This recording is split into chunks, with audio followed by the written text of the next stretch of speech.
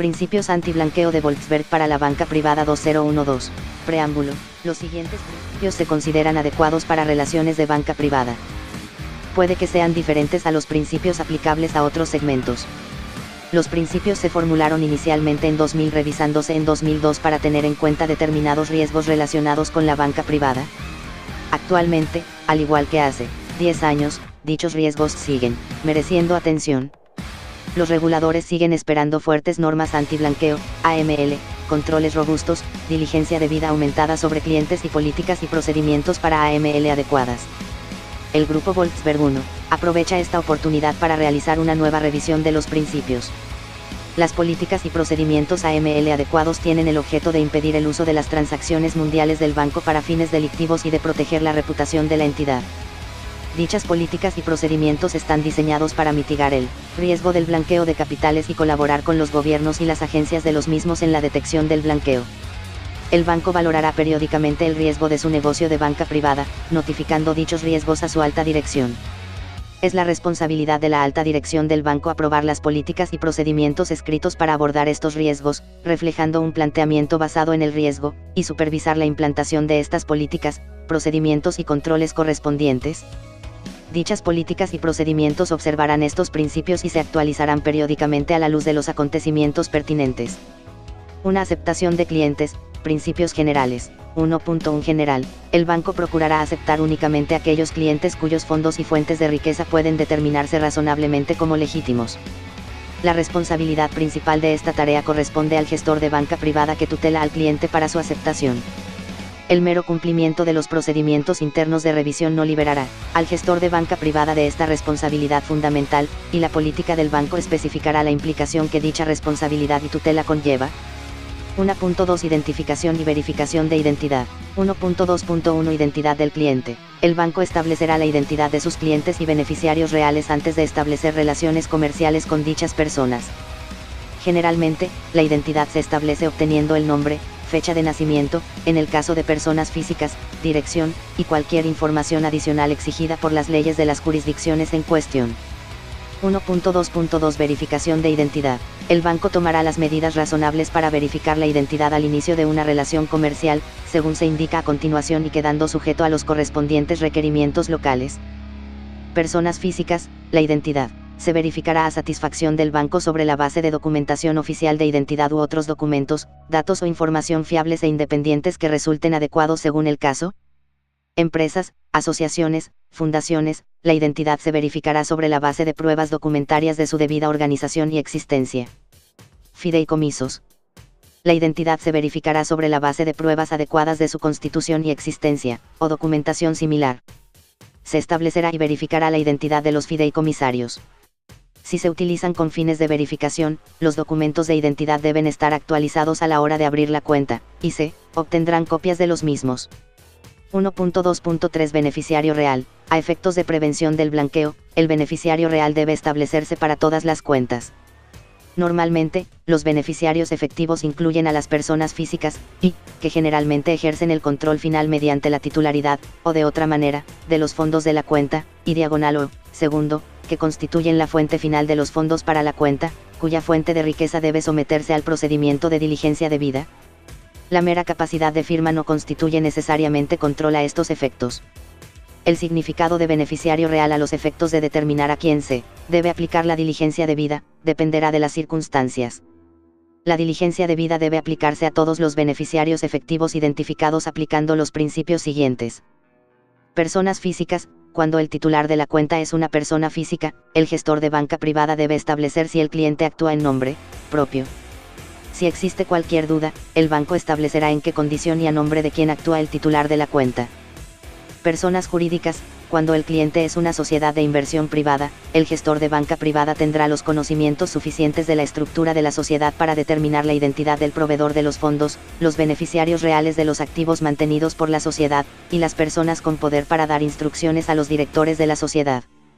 Este principio se aplica independientemente de la forma que ostente el capital social, acciones nominales o al portador. Nótese que estos principios no abordan las personas jurídicas que sean empresas operativas. Fideicomisos. Cuando el cliente es un fideicomiso, el gestor de banca privada tendrá los conocimientos suficientes de la estructura del fideicomiso para poder determinar la identidad de, y, el proveedor de los fondos, por ejemplo, el fideicomitente. Segundo, las personas que controlarán los fondos, por ejemplo, los fideicomisarios. Tercero, cualquier persona o entidad con autorización para cesar a los fideicomisarios. Y, cuarto, las personas en cuyo beneficio se establece el fideicomiso. Sociedades de personas. Cuando el cliente es una sociedad de personas, el gestor de banca privada tendrá los conocimientos suficientes de la estructura de la sociedad de personas para determinar la identidad del proveedor de los fondos y de los socios. Fundaciones. Cuando el cliente es una fundación, el gestor de banca privada tendrá los conocimientos suficientes de la estructura del fideicomiso para poder determinar la identidad del proveedor / los proveedores de los fondos y cómo se gestiona la fundación. Empresas y asociaciones no registradas. Se aplican los mismos principios a las empresas y asociaciones no registradas. En cada uno de los casos anteriormente mencionados, el gestor de banca privada adoptará una decisión razonable sobre la necesidad de llevar a cabo un procedimiento de diligencia debida adicional. Puede que la legislación local considere a los beneficiarios reales mediante la referencia a ciertos niveles mínimos de titularidad específica. La identidad de cada beneficiario real será establecida y verificada a satisfacción del banco, a menos que ya lo esté previamente por tratarse de un cliente existente, sobre la base de documentación oficial de identidad u otros documentos, datos o información fiables e independientes que resulten adecuados según el caso.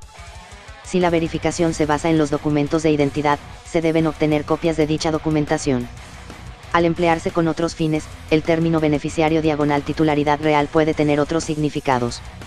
1.2.4 Intermediarios. La naturaleza de la relación entre el banco y el intermediario dependerá de la clase de intermediario implicado.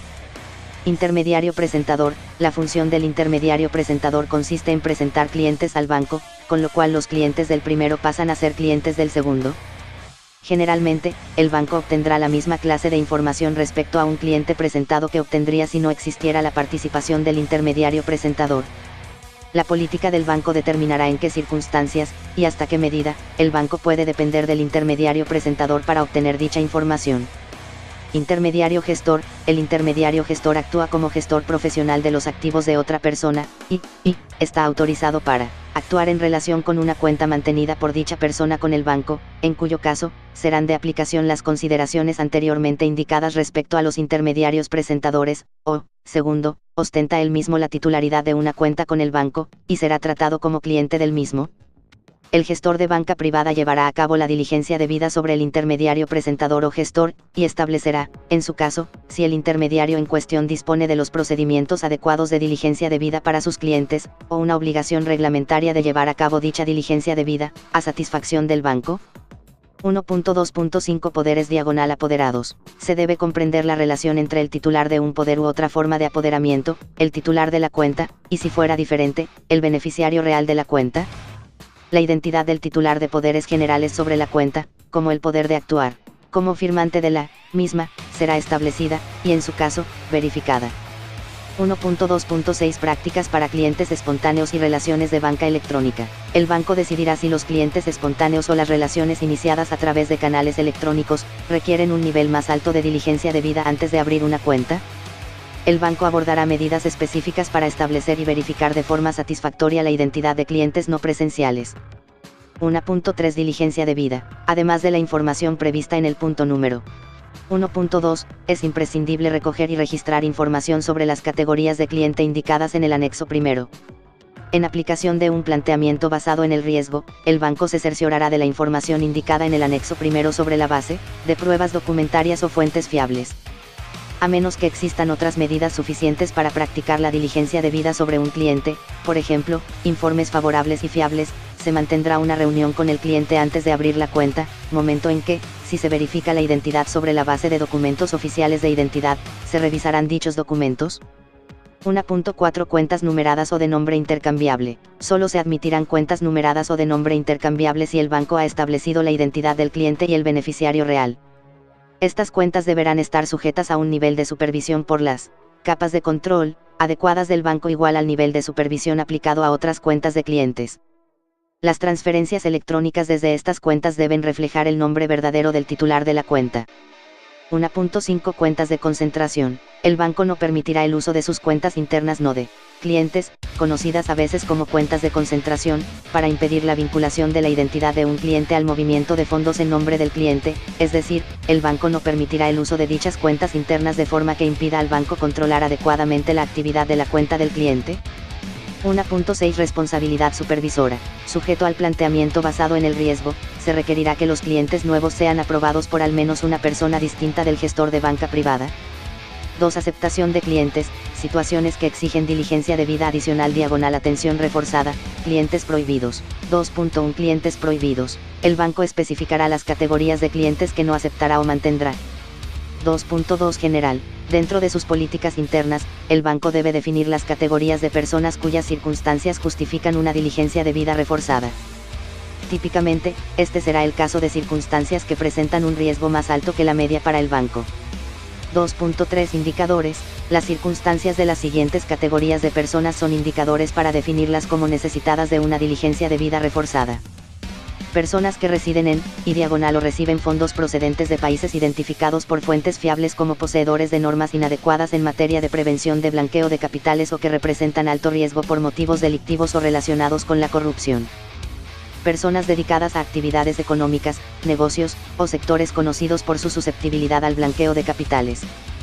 Personas expuestas políticamente, PPC, refiriéndose a personas físicas que ocupan, o que hayan ocupado en el pasado, cargos públicos de alto rango, destacados o importantes, con autoridad considerable sobre la política, las operaciones o el uso o asignación de recursos propiedad del gobierno, como altos funcionarios del gobierno, altos ejecutivos de empresas gubernamentales, políticos de alto rango, funcionarios importantes de partidos políticos, etc., además de sus familiares más próximos y colaboradores más allegados.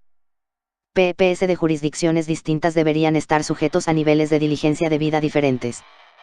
Clientes no considerados como merecedores de diligencia debida reforzada podrían someterse a un análisis más minucioso como resultado de 1. El seguimiento de sus actividades, 2. Consultas externas, 3. Información derogatoria, por ejemplo, reportajes negativos en los medios de comunicación, o 4. Otros factores que podrían exponer el banco a riesgo reputacional.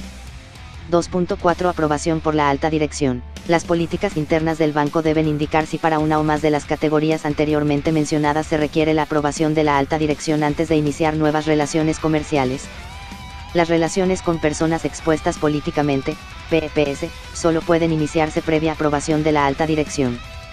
2.5 Gestión de efectivo. Los procedimientos y políticas del banco abordarán las transacciones en efectivo del cliente, incluyendo específicamente la recepción y retirada de importantes cantidades de efectivo.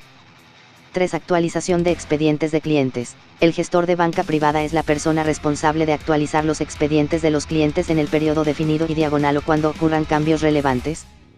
El supervisor del gestor de banca privada, o una persona de control independiente, revisará periódicamente segmentos pertinentes de los expedientes de clientes para asegurar su coherencia e integridad.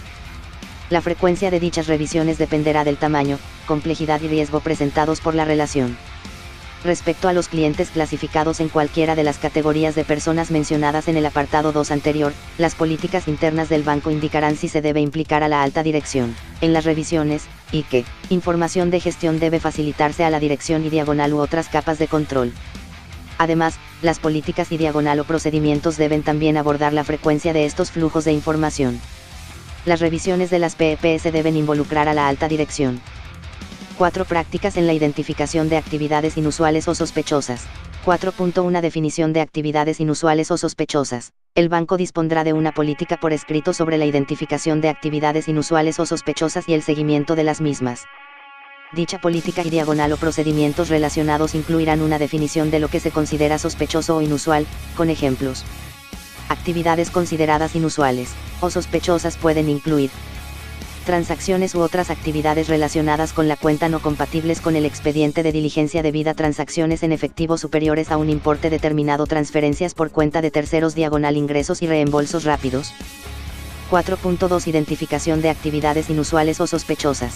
Las actividades inusuales o sospechosas se pueden identificar a través de el control de transacciones, contactos con clientes, reuniones, discusiones, visitas dentro del país, etc., información de terceros, por ejemplo, periódicos, otros medios de comunicación, internet, conocimiento del gestor de banca privada del entorno del cliente, por ejemplo, situación política de su país.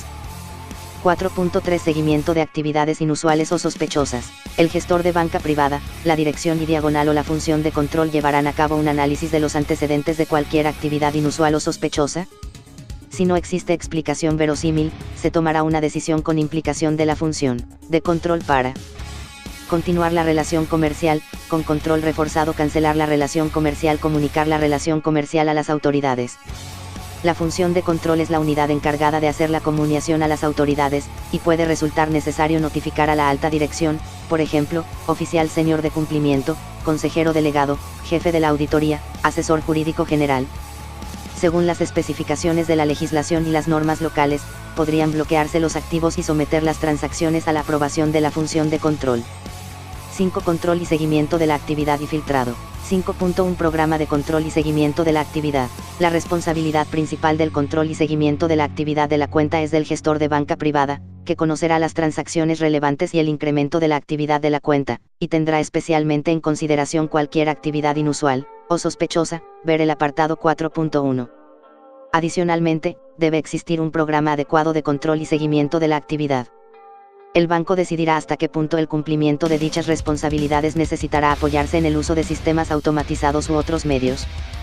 5.2 Control y seguimiento continuo. Respecto a los clientes clasificados en cualquier categoría de personas mencionadas en el apartado número 2, las políticas internas del banco indicarán cómo las actividades de la cuenta se someterán al control y seguimiento. 5.3 Filtrado de sanciones. Debe existir un programa adecuado sobre sanciones. Los nombres de los clientes potenciales deben filtrarse sobre la base de las sanciones aplicables, y los clientes existentes deben filtrarse según se vayan actualizando las sanciones aplicables. Las transacciones deben filtrarse sobre la base de sanciones aplicables. 6. No facilitar ayuda inadecuada. Ni el gestor de banca privada, ni ningún otro empleado del banco, facilitará a los clientes ninguna ayuda con el conocimiento de que dicha ayuda será utilizada para engañar intencionadamente a las autoridades, incluyendo las autoridades fiscales. 7. Responsabilidades de control. Los procedimientos y políticas del banco incluirán los controles estándar, que se llevarán a cabo por las distintas capas de control: gestor de banca privada, supervisor, unidad independiente de operaciones, cumplimiento, auditoría interna. Estos controles cubrirán cuestiones de frecuencia, grado de control, áreas que deben controlarse, responsabilidades y seguimiento, pruebas de cumplimiento, etc. Una función de auditoría independiente, que puede ser interna en el banco, comprobará los programas contemplados por estos controles. 8. Informes. Se elaborarán informes de gestión sobre cuestiones de blanqueo de capitales con una regularidad establecida, por ejemplo, número de comunicaciones a las autoridades, herramientas de control y seguimiento, cambios en las leyes y normas aplicables, el número y alcance de las sesiones formativas impartidas a empleados. 9. Educación, formación e información. El banco establecerá un programa de formación sobre la identificación y prevención del blanqueo de capitales para los empleados que tengan contacto con clientes y para el personal de cumplimiento. La formación periódica, por ejemplo, anualmente, incluirá también la forma de identificar y seguir actividades inusuales o sospechosas. Además, se informará a los empleados sobre cualquier cambio relevante de las leyes y normas sobre la prevención del blanqueo. Se facilitarán a todos los nuevos empleados las directrices sobre los procedimientos anti-blanqueo. 10. Requisitos de conservación de registros. El banco establecerá requisitos de conservación de registros respecto a cualesquiera documentos relacionados con la prevención del blanqueo de capitales. Los documentos deben conservarse durante un periodo mínimo de 5 años o más, según las exigencias de las leyes y normas locales. 11. Excepciones y desviaciones. El banco establecerá un procedimiento de excepciones y desviaciones que requiere la valoración del riesgo y la aprobación por una unidad independiente. 12. Organización de la prevención del blanqueo de capitales. El banco establecerá un departamento independiente y adecuadamente dotado de personal, responsable de la prevención del blanqueo de capitales, por ejemplo, cumplimiento, unidad independiente de control, asesoría jurídica. Anexo primero. Diligencia debida de nuevos clientes y principales beneficiarios reales. Usando un planteamiento basado en el riesgo, el banco debe cerciorarse al establecer relaciones comerciales, que recoge y registra una cantidad suficiente de información pertinente, haciendo uso de un planteamiento basado en el riesgo, y que actualiza el perfil del cliente con información adicional según vaya desarrollándose la relación. La información debe permitir a un revisor independiente, interno o externo respecto al banco, comprender al cliente y la relación, basándose en la información registrada. En el caso de que el cliente no sea el beneficiario real, no se obtendrá toda la información contemplada por el presente anexo respecto al cliente. Sin embargo, en estas circunstancias, se obtendrá la información pertinente respecto al beneficiario real diagonal los beneficiarios reales principal, es origen del patrimonio. A fin de evaluar el origen del patrimonio del cliente, o del beneficiario real, el banco debe adquirir información respecto a la forma en que se haya obtenido dicha riqueza. Por ejemplo, la información recogida por el banco diferirá dependiendo de si el patrimonio se ha obtenido mediante la propiedad de un negocio, el empleo o el ejercicio de una profesión, herencia, inversiones, o de otra manera. Patrimonio neto, origen del depósito inicial de la cuenta, la entidad financiera y jurisdicción de las cuales se transmitirán los activos para financiar la cuenta, por ejemplo, una transferencia de la cuenta del cliente en otra entidad financiera. Esta es distinta de la explicación del origen del patrimonio. Información sobre la cuenta, propósito de la cuenta, volumen previsto de la cuenta, actividad prevista de la cuenta, ocupación, naturaleza del negocio del cliente, o del beneficiario real. Función diagonal relación de poderes o terceros debidamente autorizados. Otra información pertinente, por ejemplo, origen de las referencias. Principios antiblanqueo de Volksberg para la banca privada 2012.